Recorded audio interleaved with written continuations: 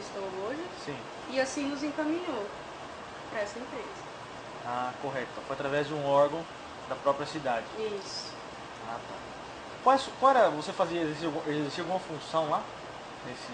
Nessa organização, nessa comissão? Eu cuidava da turma, né? Como eu tenho uma baixa visão e a turma não enxerga nada, e lá eles deixam a gente livre para fazer o que a gente quiser. Certo. Então eles colocam um responsável, e lá eu era responsável de ajudar a turma, eu ajudava na computação, porque eles têm computação, ajudava quando eu precisava ir no médico, ir na cidade, ajudava no lanche, abrir e fechar, cuidar deles lá. Um cuida do outro, mas ali, como a visão minha era um pouco maior, eu tinha uma responsabilidade maior que eles. Ok. Preconceito.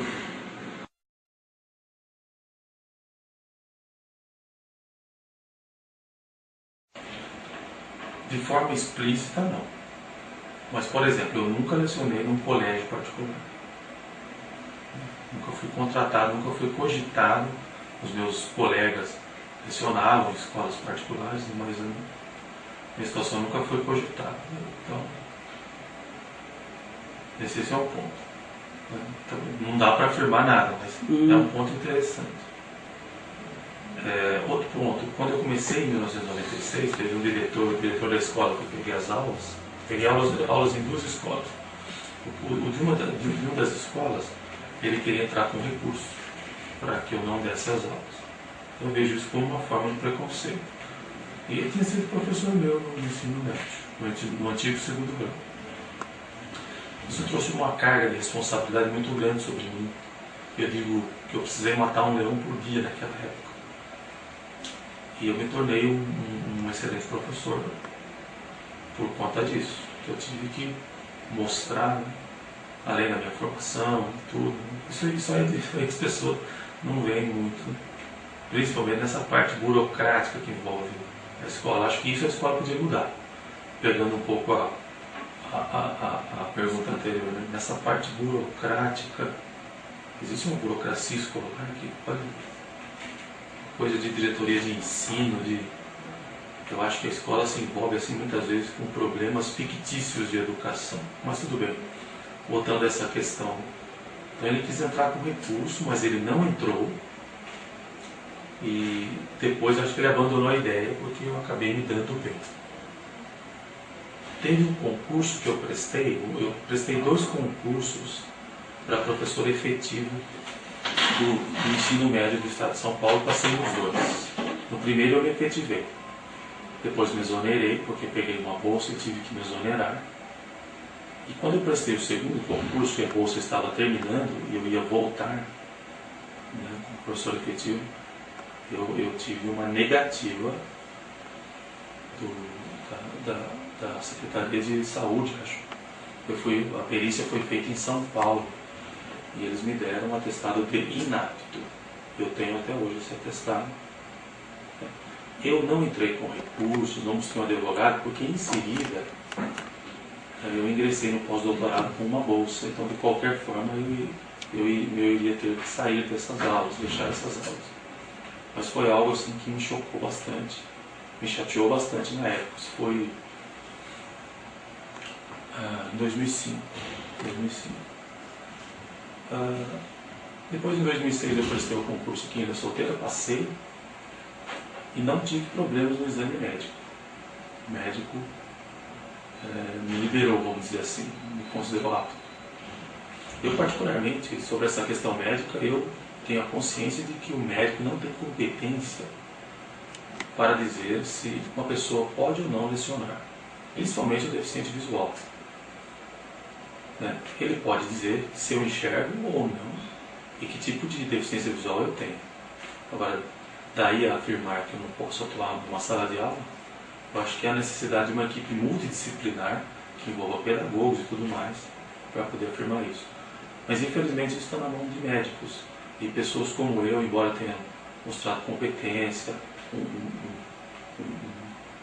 mostrado um período de estudos e de trabalho, ainda continua, vamos dizer assim, entre aspas, nas mãos da compreensão, do entendimento assim, momentâneo ali de um médico que para dizer se você pode ou não. Eu soube de pessoas na época, com deficiência visual como eu, que foram aprovadas.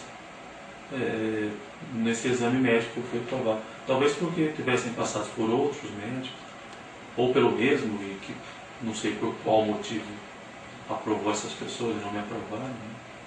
Mas eu tive, isso era um grande, esse é um medo assim, que eu sempre tive. Né? Falar, pô, eu luto tanto, aí chego na hora de fazer uma perícia médica,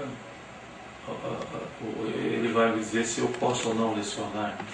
Mas é assim que funciona. Infelizmente é assim que funciona. Desde o começo acaba que a gente já vem falando disso. Todos os pontos acaba surgindo isso aí, né?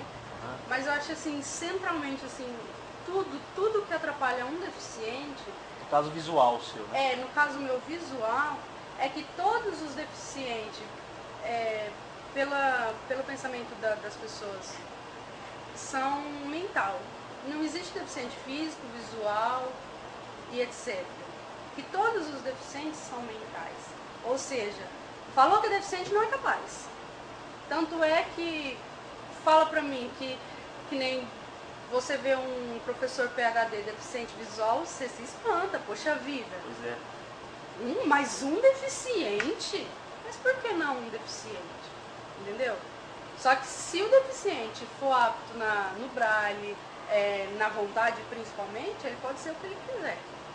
Se ele não ligar muito pelos preconceitos, né? Porque tem pessoas que têm mais facilidade. Eu mesmo assim, eu me retraio quando eu sinto, né, que nem o que aconteceu, que eu falei pra você da reunião. Eu poderia muito bem falar, olha, eu não gostei disso, não aceito isso, não quero isso, mas eu não consigo. Esse é o meu maior defeito, de eu não conseguir falar o que eu realmente penso pra quem tá me ofendendo. Correto. Então, assim, uma das maiores dificuldades nossa ou minha, que é o que eu tô falando aqui, é de as pessoas acharem que eu sou deficiente mental. E muito pelo contrário, sabe? Eu estudei, eu sou formada, e depois que eu perdi minha visão, procurei formações também. Me formei em outras coisas, em cursos, procurei.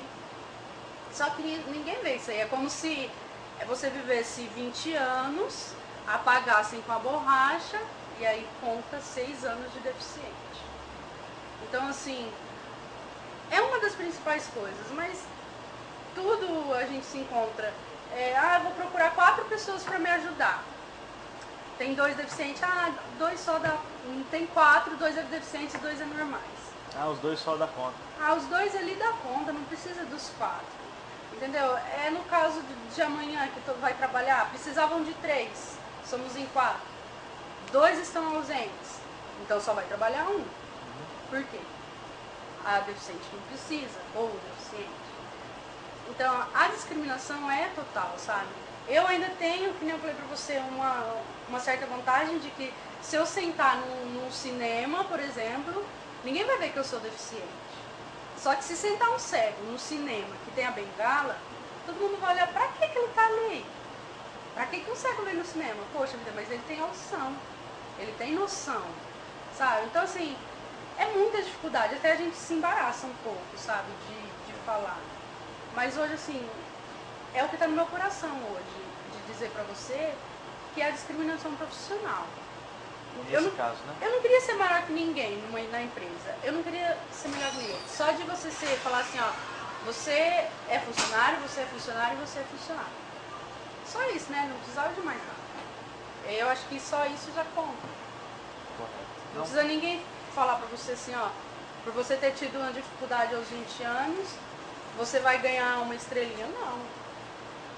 Eu sou formada, sou professora, tenho meus estudos, tenho isso. Eu só queria ser apontada como funcionário. Só isso. Quando uma pessoa vê que você tem dificuldade, o que acontece? Tem 2 pessoas, como eu falei pra você, tá? Eu e o Di. Aí chega uma pessoa com a calculadora quebrada na mão. Ela sabe que eu tenho dificuldade, ela não vai pôr a calculadora na minha mão. Fala, Digo, conserta a calculadora pra mim? Ele vai mexer e não vai conseguir. Aí ele pode olhar pra mim, Luciano, você sabe, às vezes com 2 minutinhos eu consigo, por exemplo. Quer dizer... Um exemplo, né? É um exemplo. Eu tenho, às vezes, mais capacidade que ele.